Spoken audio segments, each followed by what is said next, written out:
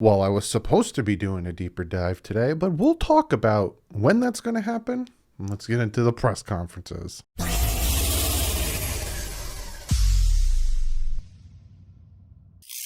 What is up, fans? Yes, today was supposed to be the deeper dive, film breakdown, all that good stuff, but I'm going to talk about when that's going to happen and all that stuff after I shout out a few new people. I got two new patrons I have to shout out, and Wesley Kimball and Malik Bryant, I hope I said your name right, and members in D. Martin, Sweetleaf, Mr. Big Surge, and the Army Eagle. Thank you guys so very much for joining the Patreon and the membership. Also, don't forget about Backroom Collection, some fantastic artwork.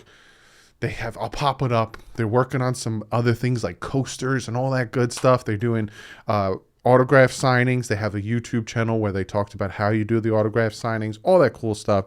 Use the promo code DDW. You get yourself 10% off. So real quick, I'm going to give you guys an update on what's going on with the film breakdown. If you guys remember last season, after the game after, I always do my deeper dive. And the deeper dive normally entails more stats and more in-depth look on what happened in yesterday's game, but I'm going to start doing deeper dives now. With I purchased the Game Pass so I can get the all 22, so I could break down film, and not of the whole game because that's going to be like a hour or something video, but of critical points in the game, like the touchdown or the fumble or the incomplete pass to Waddle on the out route, or the completed pass to Waddle, but it kind of looked like it was like certain plays. You know what I'm saying? Where was Jalen Phillips?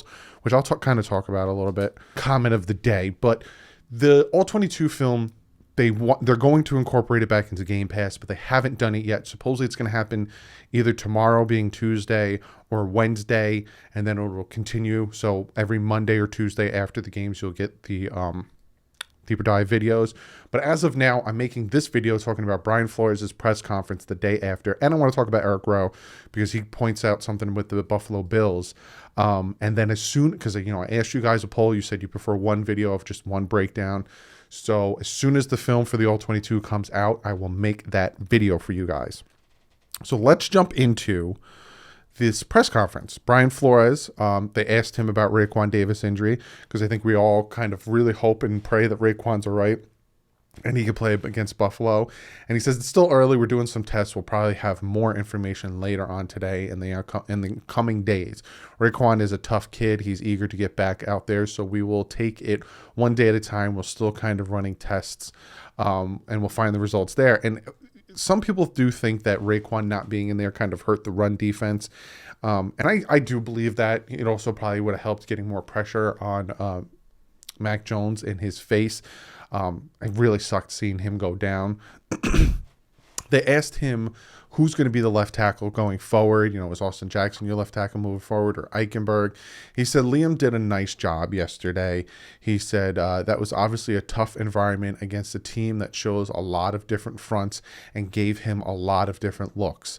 I thought he played well, but yeah, Austin is our left tackle, which makes sense. Liam got put in that situation because Austin Jackson didn't practice all week, so they're not going to have him play the game if he didn't practice all week and be rusty.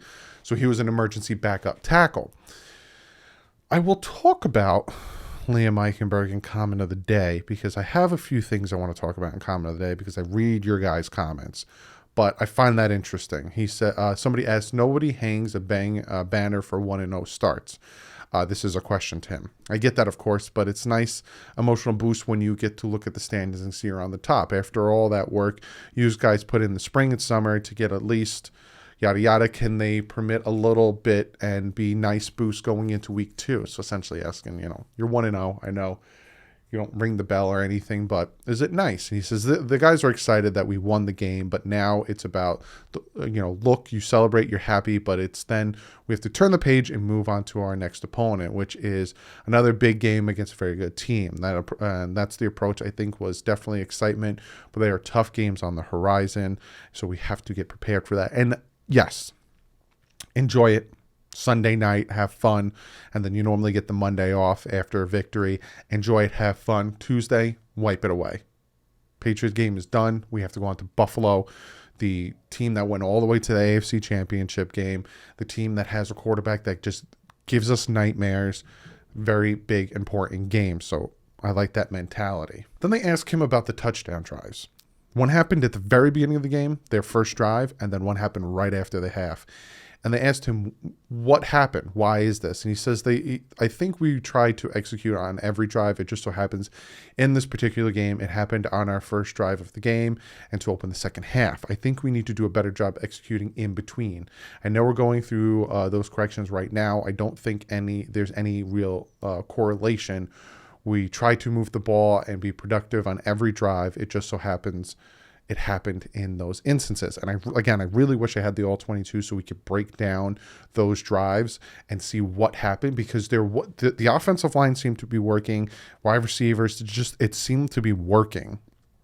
And then it just something in between. The offensive line was allowing ridiculous pressure and just things were kind of falling apart. That, like he said, there's some things they need to work on, more consistency and more, better game planning, I guess you can say. Then they ask him, looking at the Buffalo Bills game, what impact does it have having Will Fuller back?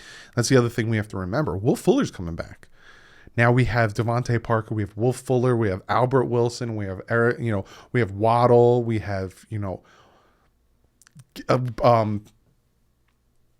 Grant. I'm keeping that in. You could see the whole hand motion of me trying to crank that name out. We have a ton of great wide receivers. And I honestly think, and I'll talk about this previewing the game, but having Will Fuller in there is going to really stretch the field. He says, we didn't have Will last week. He missed some time in training camp. We really only had him for, I would say, handful of practices. We'll work him in and see how to best utilize him in the offense and see how things go during practice this week. I think we got a lot of guys in that room. We'll see how practice goes this week and take it from there. I don't think you'll expect him in there all the time. We kind of saw that happened with certain receivers were in there at certain points. At one point you saw Grant in there, and then you didn't see Wilson, and then you saw Wilson in there. I think they'll rotate. They have a nice rotation of these wide receivers to kind of mess with the opposing defense. Then they asked him, this is the last thing I'll talk about. If you want to watch the full press conference, you can go to the Dolphins YouTube page. And they asked him about, first regular season game, how did Studsville and Godsey do, and all those guys in play calling, and, how would you evaluate the offense looked against live defense? And he says, I think we moved the ball efficiently on some drives, and other drives we didn't. I think we've got a good defense. They play well. They made some plays. We made some plays.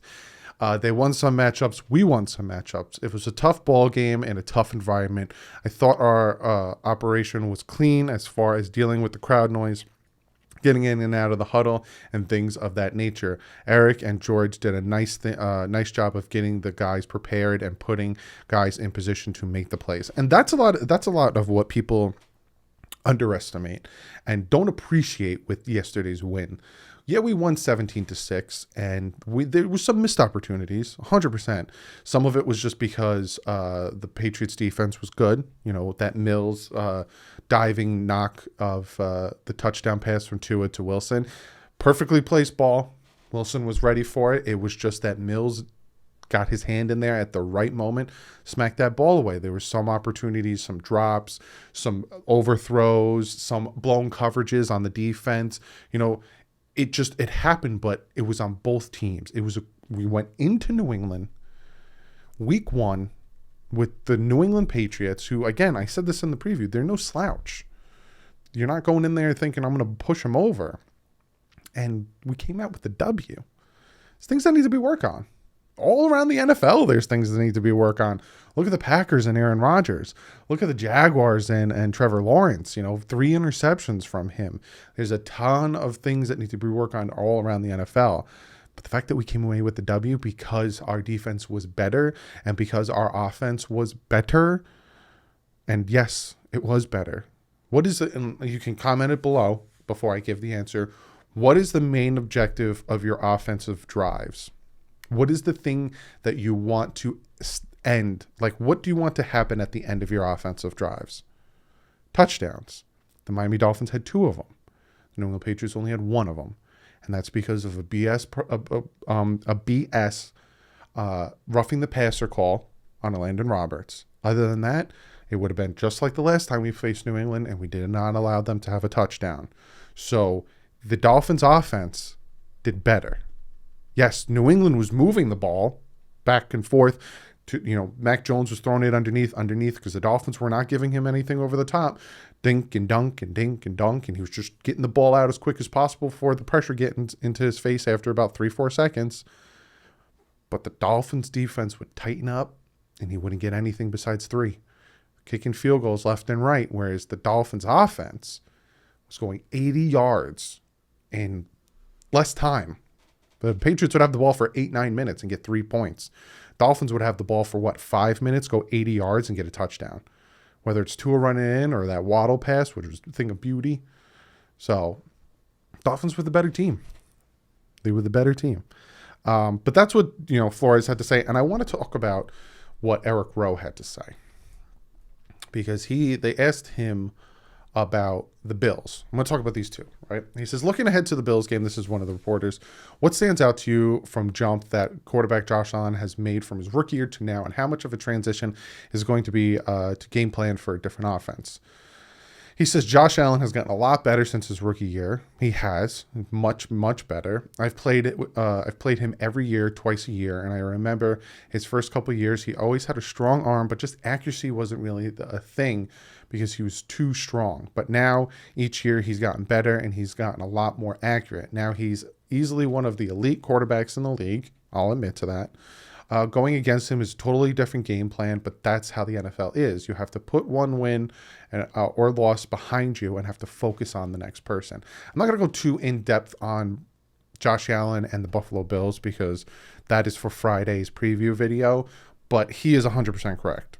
Now, Josh Allen was still a little inaccurate yesterday against the Steelers, missing wide open long touchdowns and even some screen plays and stuff like that. But overall, he still shows that he is a very good quarterback. And they asked him, I understand it's a new season, but there's a sense among the defensive players, like a little trial for redemption after the numbers the Bills did put on you in this finale.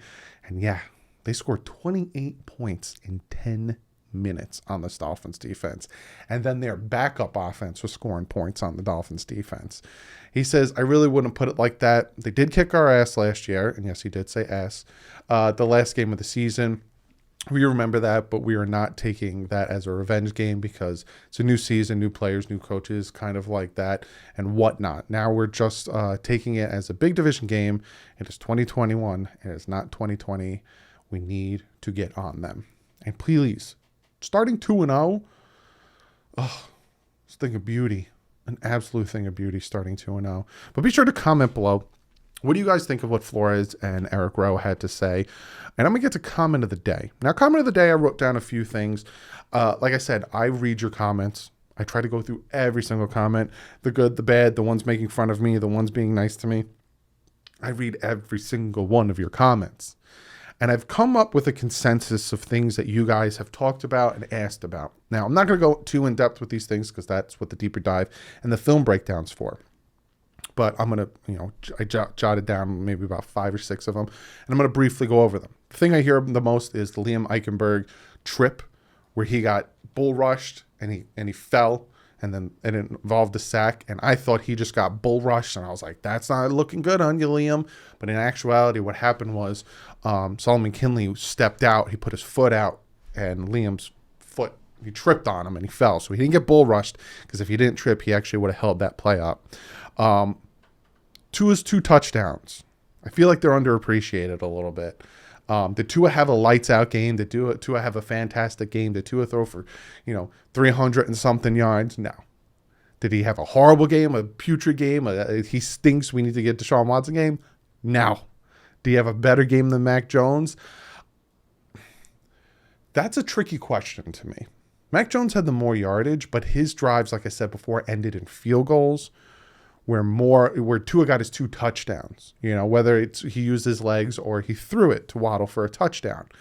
I think they played pretty even, if you ask me. And I know people are going to say, you don't know what you're talking about because Mac Jones was carving up our defense. Well, Mac Jones had more time in the pocket.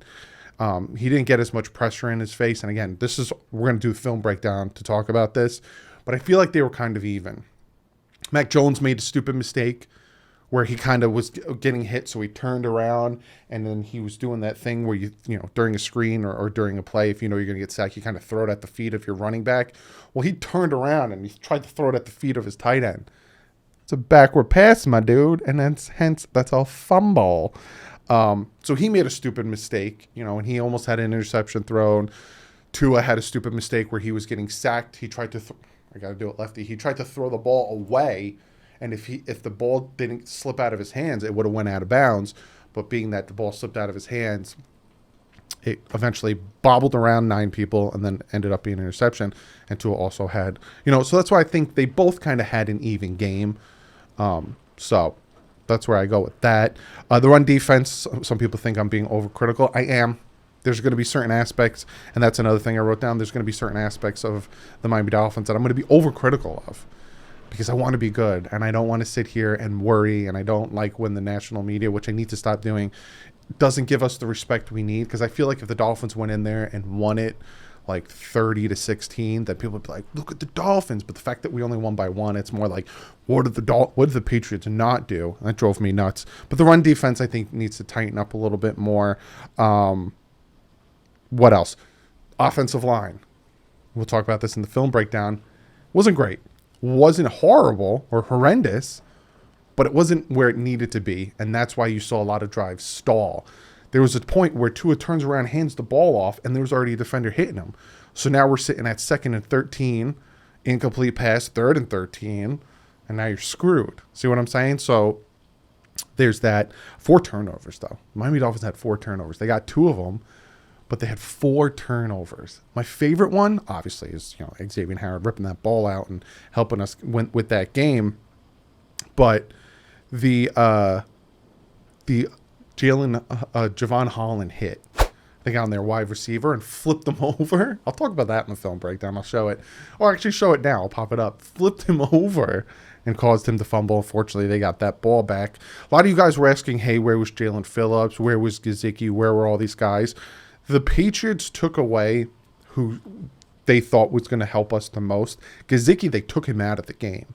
And when I break down the film, you'll see that Jalen Phillips was getting double blocked at times. He still was almost there for a few sacks, but, Mac Jones did his thing and got the ball out really quick to his checkdowns.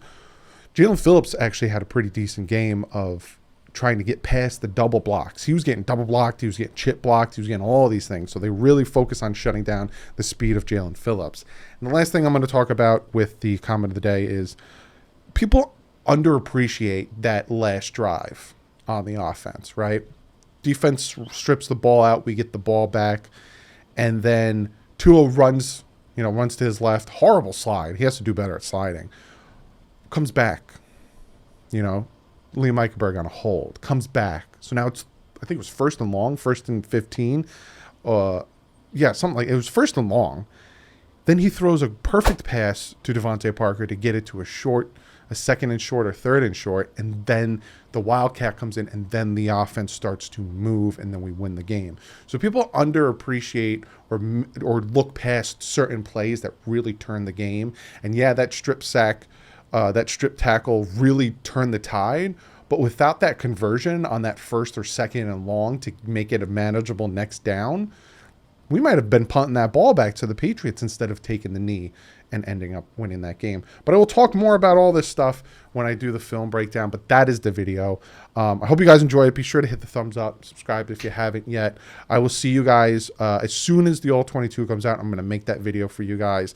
And I think on Thursday, the Picks video is going to come out. If you haven't yet, join the Picks League. I think you could join it whenever. It is the top link. Join it. But other than that, guys, I'll see you tomorrow, hopefully. Tomorrow night or Wednesday with the film breakdown. But like usual, stay classy. Fins up.